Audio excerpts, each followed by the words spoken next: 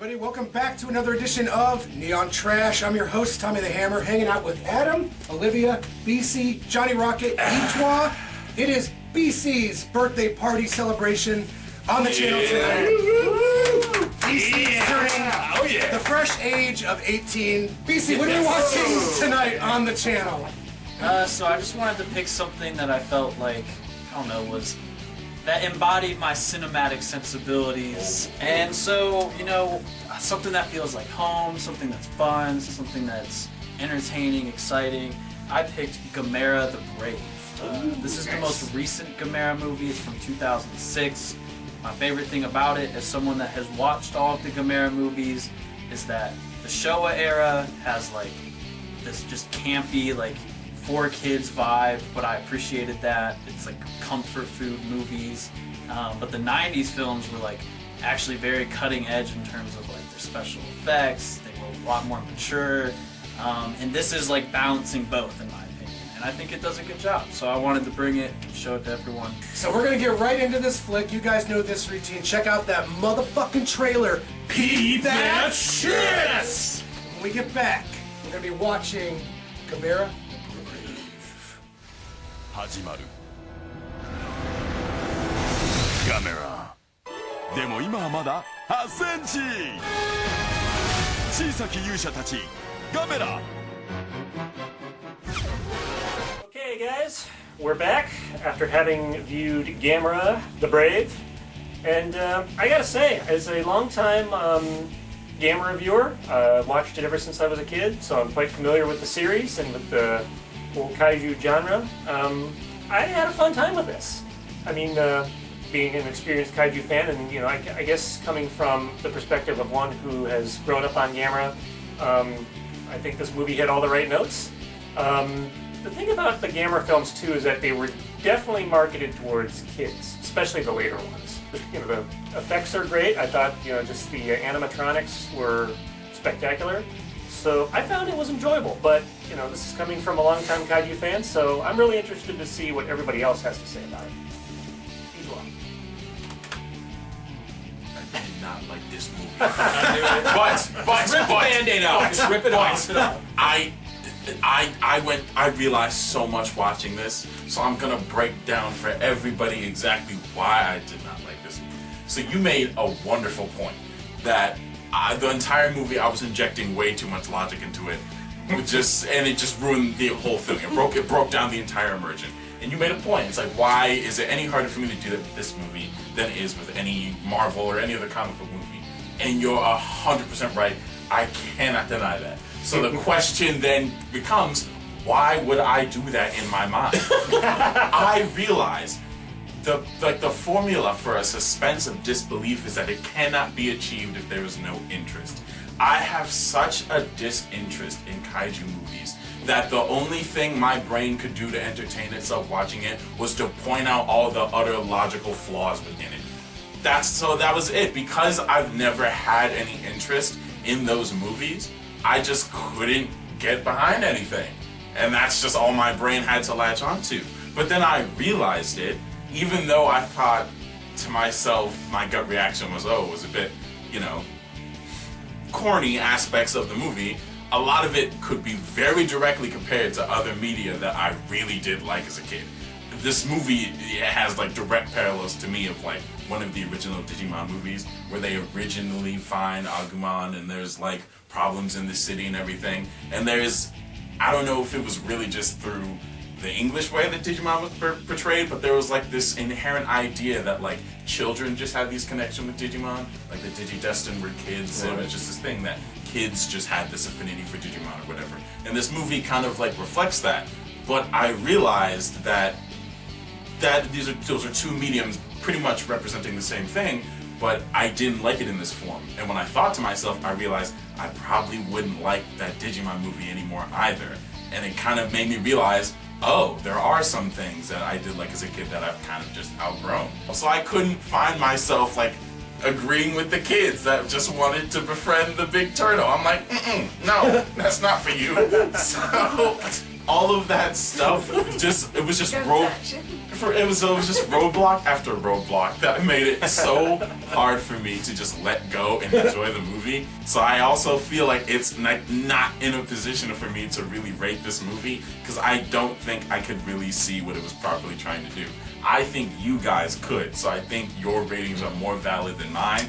But because I want to be like as realistic as possible, so it's like I don't think I was able to see this for what it was trying to do. Because of that, I don't think I could properly rate it. The last one I brought that was a Gamera was just like fireworks the entire time. But this was like, every once in a while they throw a little fire, like bomb out there, but wouldn't do much damage until the very end. And yeah, just slow.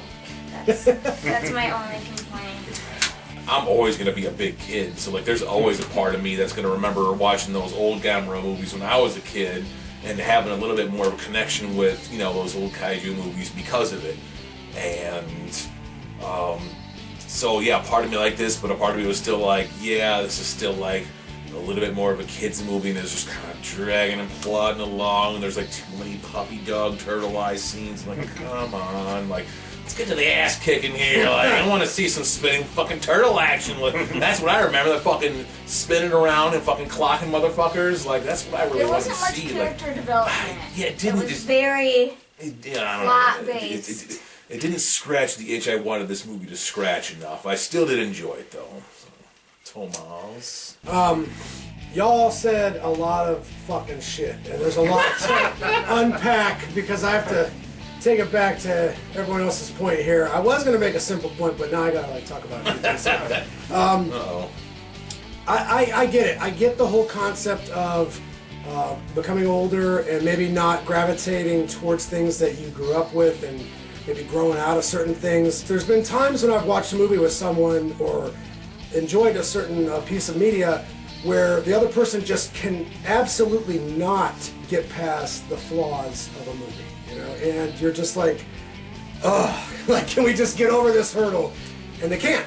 And that's not their fault, and it's not your fault. It's just preference things. And that kind of comes back to the movie GAMERA the Brave here, because whether or not you'll like this as just a common movie viewer or a kaiju fan or a Gamera fan kind of falls on the individual, because for me, I like that old, you know, campy, you know, retro Gamera films where it was just two dudes in a suit just slamming through fake buildings, and that's what I liked. This kind of reminded me of Shin Godzilla, which I wasn't a fan of. But I mean, I've been meaning to revisit that movie, and watching this movie today in 2023, I gotta say, I like this movie. So maybe my stance on Shin Godzilla has softened a little bit, but therein lies the problem. When you make this type of thing serious, and you have such artful cinematography and a huge emphasis on the plot telling and whatnot, there's going to be some audience members that are like, okay, when are we going to see buildings explode? When are we going to do this and that? But also within that, and let me unpack this thing, kaiju films mean a different thing for Japanese people. That is their American Western. You know what I mean? Like, that it is so prolific to Japanese people that we can't even really wrap our heads around it as Americans. Not fully. At the end of the day, it really just depends on, you know, who the viewer is. So, did I like it? Yeah. Is it my favorite Gamera film? Nah. Let's take it back to BC because he bounced it around. Big boy, this is your pick. Yeah, so I watched all of the Gamera movies over the past couple of years, and it was a much more fun and exciting journey than I expected it to be. I went into those movies thinking they were all going to be dumb and that I would hate them, and they were all dumb and I loved them. That was the thing. And all of the difference, as I was trying to say, like the difference between Gamera and Godzilla is Gamera, literally in one of the movies, there's like a tagline like Gamera, friend of all children. Like, it was just, here's this giant turtle that these kids love. It doesn't matter. It's just this big, awesome flying turtle that just is there to help children. That's some cool motherfucking shit. When the Power Rangers show up in a movie, you're like, like, that's some cool shit. It doesn't, you see what I'm saying? So this brings me back to like when I'm a kid and I'm watching superheroes or just unrealistic things that inspire awe. You know what I mean? I'm like, holy fuck, this is crazy. It's a flying turtle that shoots fireballs. This thing went Super Saiyan at the end. You know what I'm saying? Yeah. And before this one went awesome, Super Saiyan, like, shit's crazy. Yeah. You know? It's crazy. So, you know, I don't... All I'm gonna say is... I have a lot to say, actually. But, like... Go on, King. Go on, No. King. Don't And, say. It's the same... I get the same feeling watching this that I do get, like, watching Jurassic Park. You know what I mean? Like, you're just seeing giant creatures It's just so being fantastic. cool as fuck. Right. Do you want more destruction? Sure, but like at the same time, again, like I try to put myself in the shoes of when I was a kid, when I watched this. I'm like, what would 10-year-old me think watching this? And I'm like, flying turtle, fucking around, protecting kids. Dad's not always there, but the turtle's there. You know what I'm saying? Like, that's Gamera's a real ass turtle. You know what I'm saying? So, yeah, I don't know. I really just fuck with the Gamera series. That's what I'm saying. And